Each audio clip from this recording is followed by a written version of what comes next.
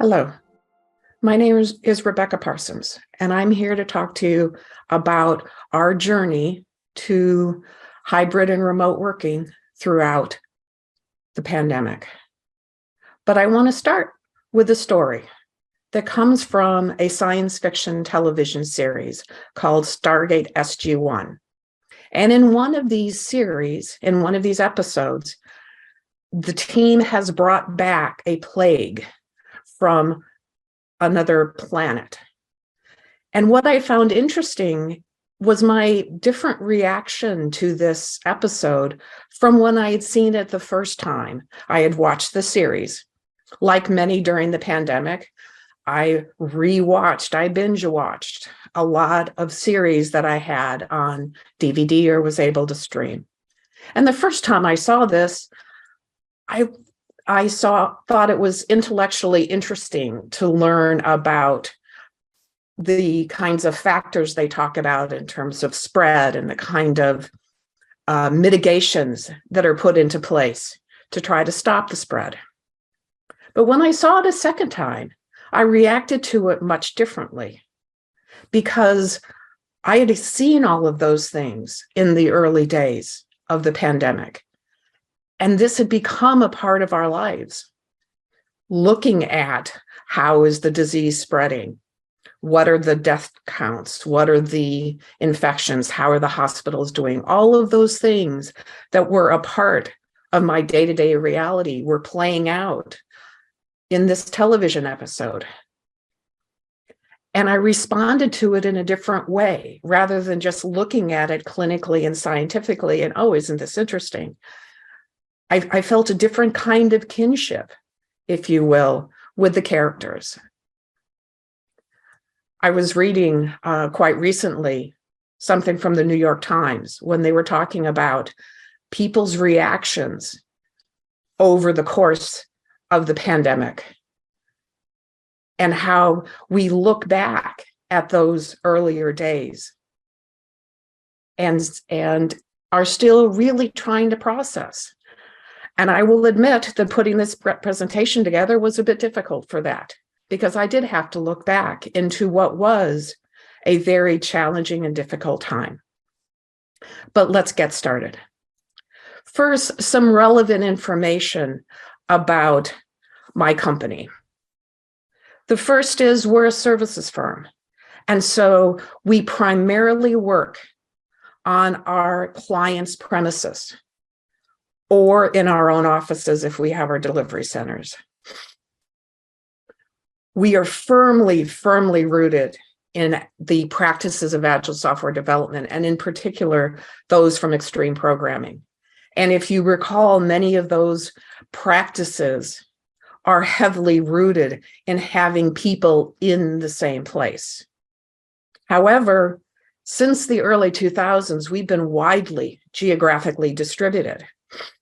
And so we've had to develop the techniques of distributed Agile. And we had to, pre-pandemic, we had projects that were actually taking place on multiple continents in multiple time zones. I believe the most heavily distributed was one that was between Bangalore, India, London, a suburb of London called Hemel Hempstead, and Toronto, Canada. So although we are firmly committed to Agile, we have extensive experience working in a distributed fashion, even though in those different locales, those teams were still co-located. And finally, unlike many of our competitors, we actually have a significant presence in China. And so we started to feel the impacts in our business earlier than many other companies did, just because of our presence in China. So I went back through my email, and the earliest reference that I have to some specific impact was January 22nd of 2020, which is when our Wuhan office was closed. We have several offices in China. Wuhan is just one. Obviously, it spread from there, but our Wuhan office was the first to close. Shortly after that, I was in the very last face-to-face that I would attend for a long time. And this was in San Francisco, California, from February 26th to the 28th, or the 27th. And one of the people on that team actually could not make it because she lives in China. And so the lockdown in terms of people from China had already begun. Within the next couple of weeks, we went fully remote.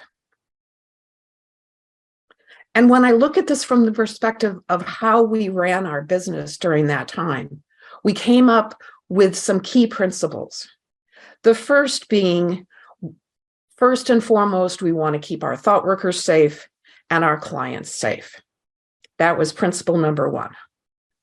The second was then to protect our business and do what we could to continue to support our clients in their own success to the highest standards possible.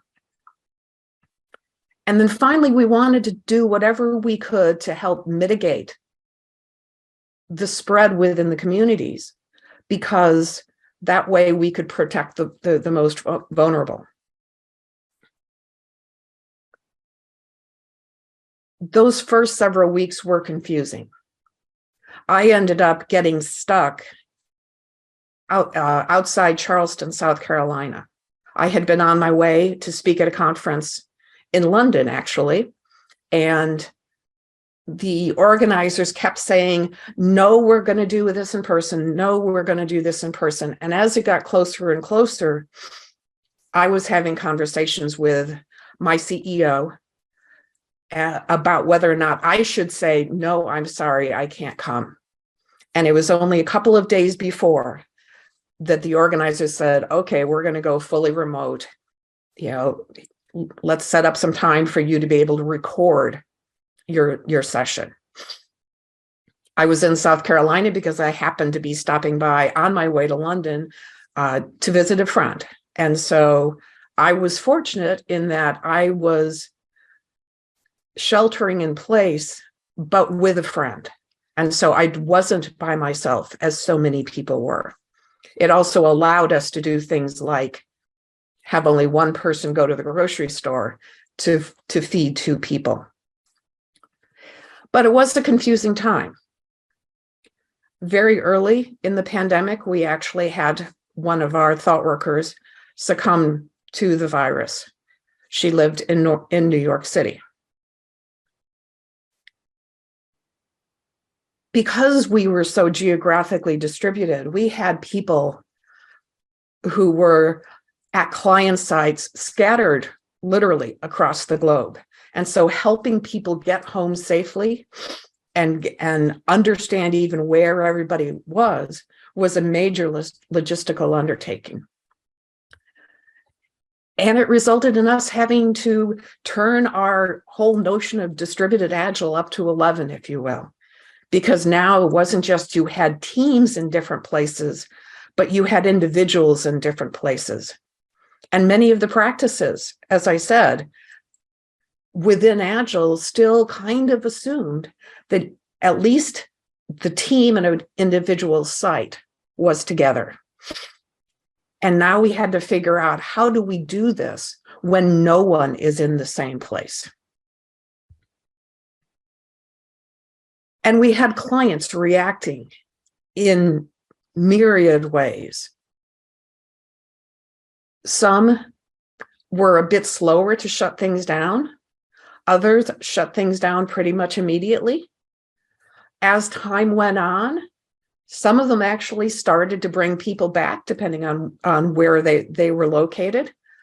Many with mask mandates. I recall doing several Zoom calls with clients where, because they are in a big room, they're sitting there with a mask on.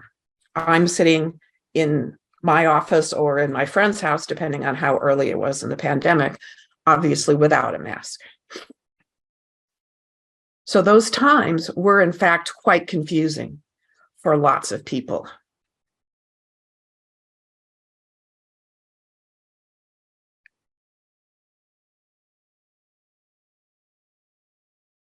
Later on, but still relatively early in the pandemic, we actually did a survey of our folks in China to try to see how they were adapting. And the first thing is most people felt a real improvement in productivity. They felt actually that being in their home was making them more effective. However, many of them said a lot of it had to do with the fact that they didn't have to commute. And I don't know how many of you are familiar with traffic in cities like Beijing, China, but this can be a non-trivial undertaking to try to commute within China. We also found out that people's response to this question definitely varied based on their home situation. And even though we all can imagine things like, okay, how many different people are trying to get at the wireless, or how many quiet spaces do you have? One of the big items was the chair.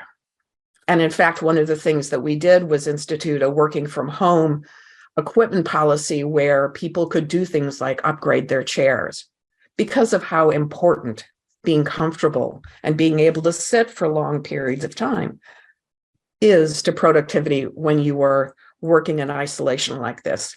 Because think of your typical day in an office. You've got people coming up to you, you'll stand up to talk to them, you might walk over to somebody else's table.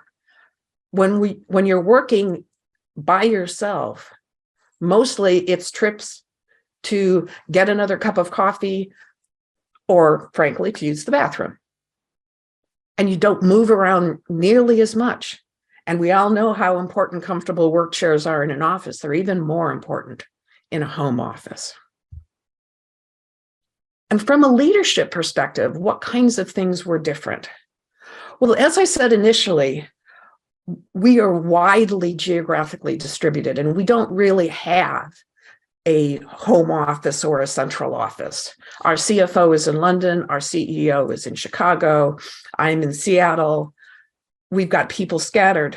And so many of our leadership meetings had already been remote. So that didn't necessarily change per se, although we didn't have the opportunity to refresh those relationships with face-to-face meetings.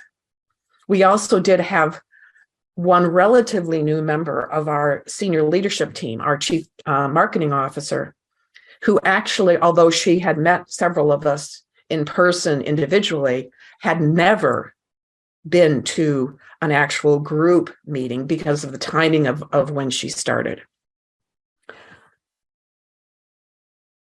So our approach to meetings, though, did change in part to allow people to express the anxiety that they were feeling.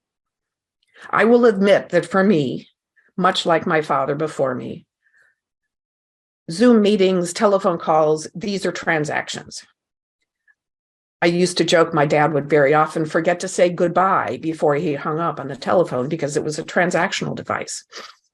Well, given the fact that we didn't have opportunities to meet with people face-to-face, have those little water cooler chats and such, we had to be more intentional about introducing time into meetings to help people express their anxiety, rejoice in the fact that everybody was still there. And so even though we were used to having remote meetings, we did have to change them up a little bit to account for this. Mental health and employee support became paramount. And this wasn't just for our individual employees, it was also important for our leaders. We had to make sure that we were taking enough care of ourselves that we could make the space for others to be able to express their anxiety. I often would allocate the first 5 minutes or so, particularly in my one-on-ones, to just let people talk about where they were. And we had people with young children at home who were really struggling with, how do I do all of this work when I don't have childcare available anymore? And there were all different kinds of pressures that were put on people when they were at home. So yes, there are advantages like the folks in China expressed on not having to waste time commuting. And let's face it, many people don't really worry that much about what they wear when they're on Zoom all day. But there were other challenges, and so we needed to make sure that we had the support systems in place for the mental health of ourselves and the rest of our employees. And I'll tell you, onboarding new people, particularly in such a people-focused organization as a consulting company is really hard. We brought one person, not on the top senior leadership team, but definitely in a global position. And she never met anyone in person for the first 18 months of her employment. And we have a very strong culture, and trying to understand a culture when you can't just plop down and have a glass of coffee, a cup of coffee or a glass of wine with somebody, that's really challenging. But we had to figure out how to onboard not just operations people, but professional services people who would join our teams and begin to work with other thought workers in solving our clients' problems. And figuring out how to do that without being able to sit down and talk to somebody is a challenge. And so we had to develop new ways of working. Obviously, remote pairing. We were not going to give up on the practice of pairing. One of the things that we found, however, is that the different tools available to support remote pairing, we couldn't come up with one that was universally desired. We ran pilots, and for many people, pairing over Zoom was just fine. For others, they wanted more specialized tools. A lot of it came down to what their bandwidth was. Zoom actually did a pretty good job of remote pairing, even in lower bandwidth situations. Some of the other tools that were more advanced actually took more bandwidth. And so understanding the working conditions of the individuals on a team was important. Another thing, as we got further into the pandemic, is thinking about remote first meetings. Even if you do have some people together, having everybody on their own computer with their own Zoom session, even if you had people in the same room, helped make the people who were not in the room feel more engaged. And that was very important when you were trying to reestablish connections, because if you've got a group of people sitting in a room and they're all chatting amongst themselves, and you've got a couple of people whose faces are up there on the room screen, and they're frantically waving, trying to get some attention, that isn't a good way to help people feel like they belong, that they're included. And so when we started getting people back into rooms, which happened at various times in different countries and in different cities, and then sometimes they would be doing that for a while and then go back home. But this remote first meeting was an important aspect of helping people feel like they still belonged. We spent a lot of time thinking on how to recreate those information-specific and location-specific information radiators, because that was one of the big things we gave up. It's, think in an agile, delivery center, you're going to have cards all over the wall, and people are going to come up and they're going to move them around and they're going to interact, and everybody can see where things are at. Now, yes, we now have virtual card walls, but there are other kinds of things that have to be facilitated. And that's where tools like Mural and Miro and some of these remote whiteboards started to come into account. So you had some way of simulating that. Okay, everybody could go put stickies up on the wall, and then we'll move them around and group them and cluster them. And so for each of our ceremonies and rituals and facilitation techniques, we had to look at how can we make this work when we don't have a wall, or we don't have a whiteboard. So a lot of effort has gone into thinking about how do we actually facilitate these remote sessions. We also started to reimagine what was possible. We actually did an acquisition that was almost completely remote. And in fact, the only face-to-face meeting happened right at the very end, because there was just that level of discomfort. Do we really want to do this when we've not met anybody in person? I think now we would be over that. But acquisitions are not something that come naturally to ThoughtWorks. We've only done 5 in our entire existence. One was back in the early 2000s that didn't necessarily go as well as we would have liked. And this second one we did at the beginning of the pandemic was literally only our second. And so I think now we would feel much more comfortable doing even something like an acquisition completely remotely. So what's it like now? It's hybrid. It differs across clients. It differs across cities and countries.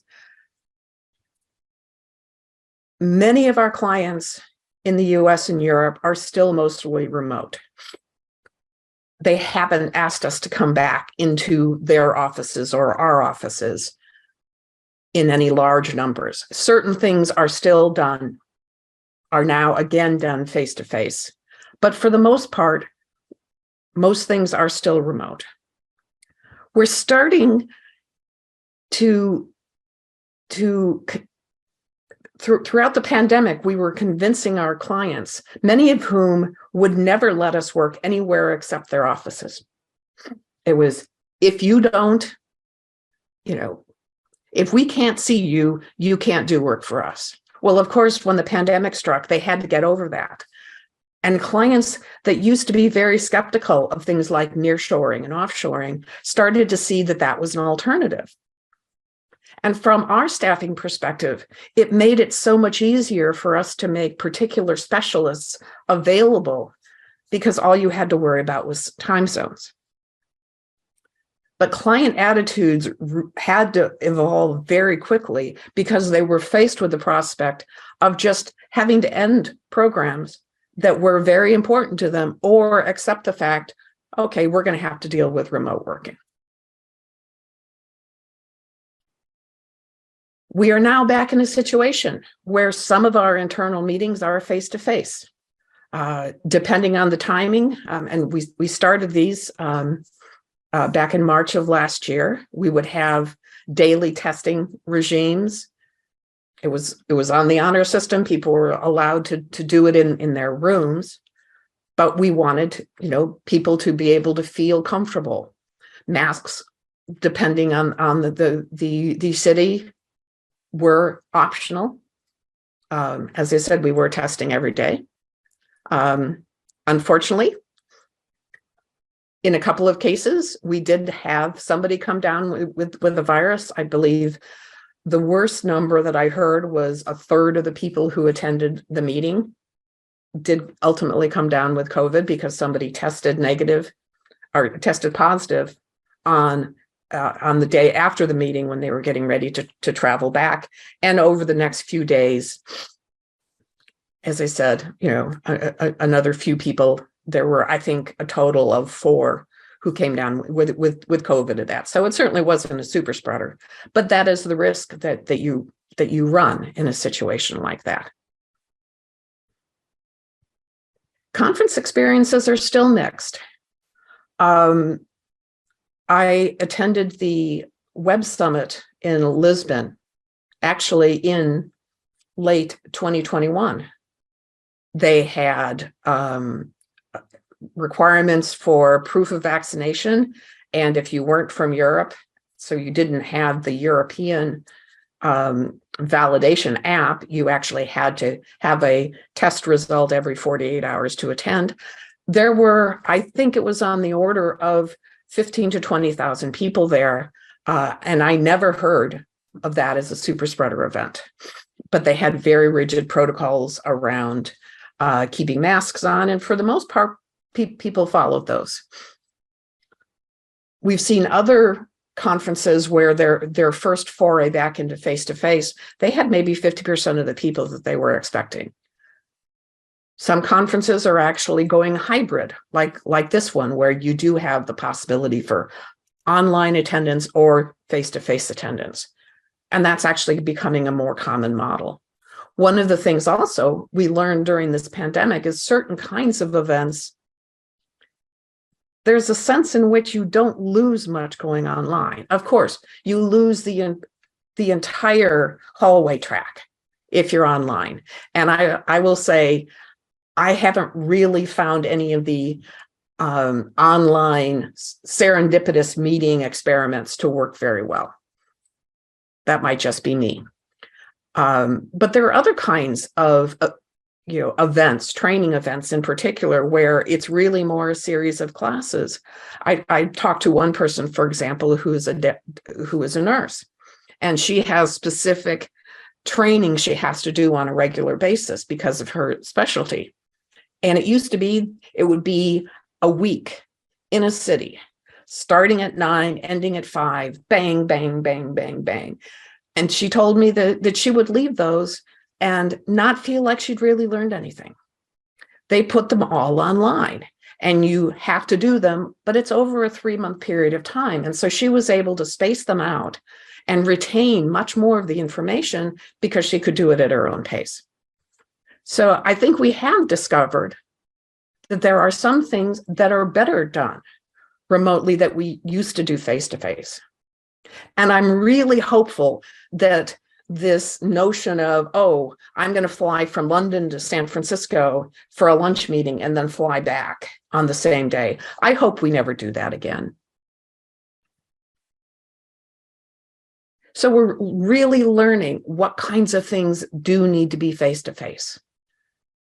There is nothing like that back and forth that you can get when you're clustered in front of a whiteboard, or the level of team building that can happen when you're all sitting around a dinner table after a long day of getting things done.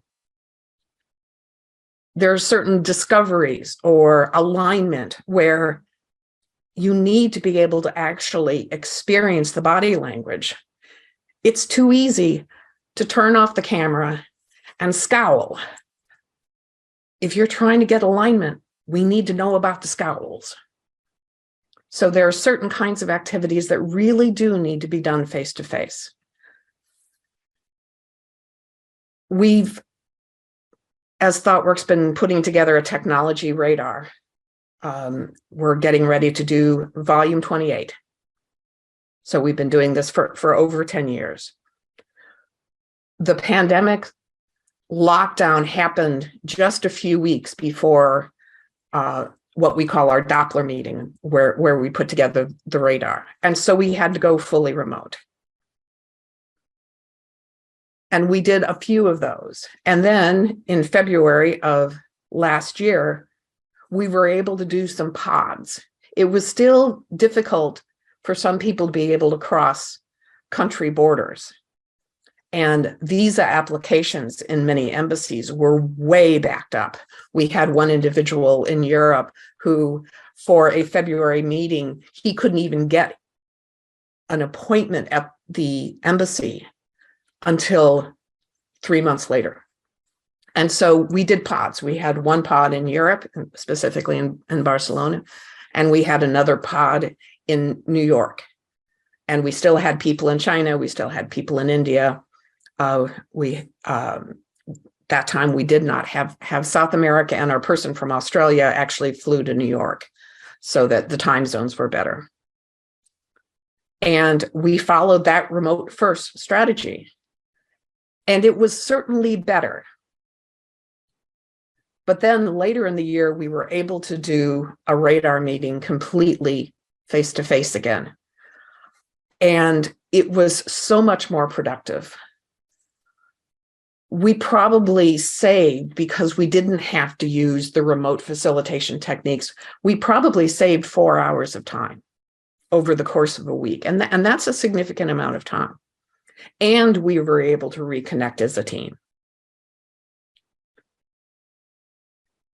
We did our leadership face-to-face. Again, fully face-to-face. And again, we went through the testing regimen that I was telling you about. There were new people there who had never been at a face-to-face, including, as I mentioned earlier, our chief marketing officer, who had never been in the same room with the colleagues that she had been working with. She was hired in the September before the pandemic began. So, what are some lessons that we learned? Many things that we would have assumed just have to happen face-to-face really don't. You can do a lot more remotely than people necessarily realize. But you can't get away from time zones. I hear so many people who say, because of the pandemic, because of all we've learned about what you can actually do remotely, there will never be a global meeting again. Well, that's just nonsense. Because when we were doing those fully remote radar sessions, as an example, I was back on the West Coast. I would be starting at 4 a.m. And yet, even with that, our guy in Australia was effectively working the third shift. Now, it's one thing to work third shift and not have to really think much. But the creation of our radar is a heavily technical process. And so you need to be able to think, and that's hard to do. And it's not like it would have been any better if those of us on the West Coast were getting up at 2 a.m. instead of 4 a.m. It didn't help that much. You can't get away from time zones. And for activities that require a lot of engagement, a lot of thought,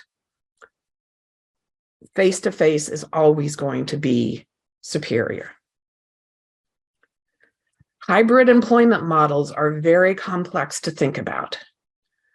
We had to look at what kind of remote working we could allow our people to do, in part just because of tax regimes.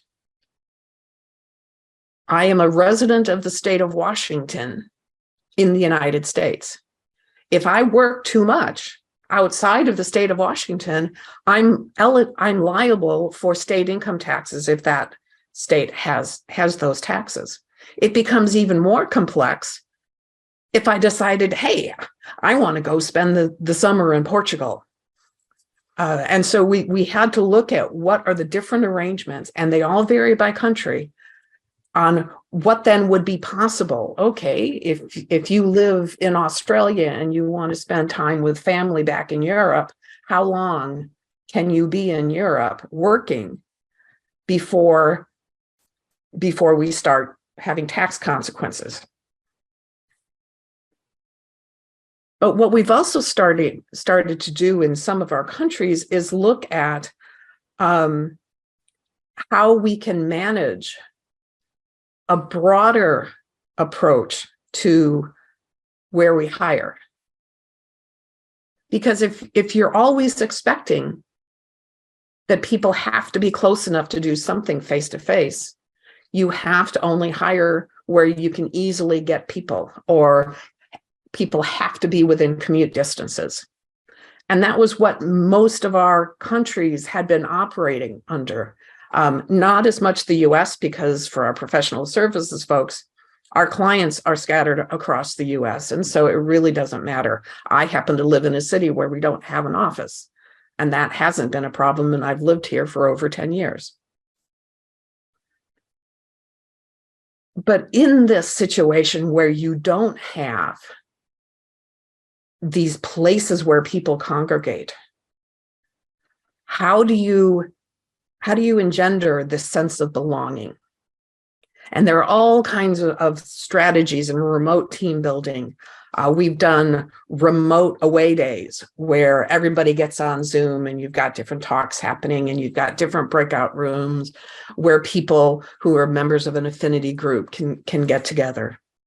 But it's very hard to establish and maintain that sense of belonging, that sense of being a part of something when you're sitting in your own office all of the time.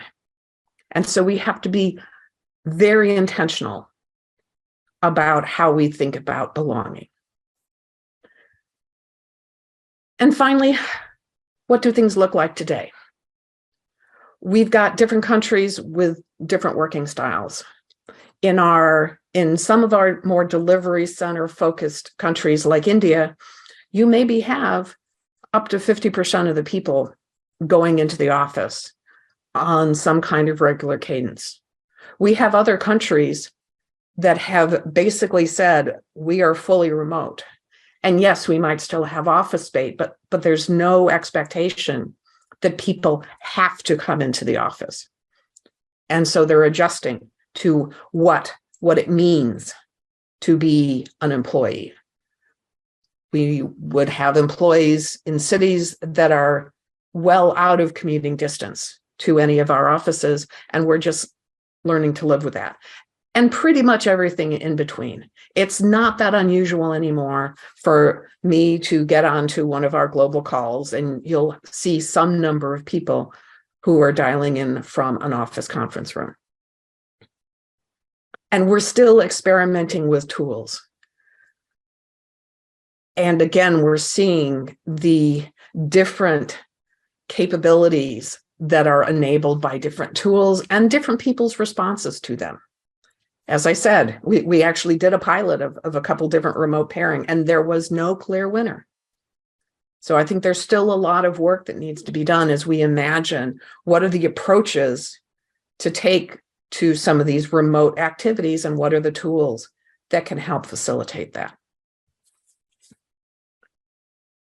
We are more and more scrutinizing requests for face-to-face meetings. Help me understand the value of doing this face-to-face. And for many, several of the meetings could be done remotely. I think we still all believe, and we'll have to see how this plays out as people start to get back together face-to-face on occasion.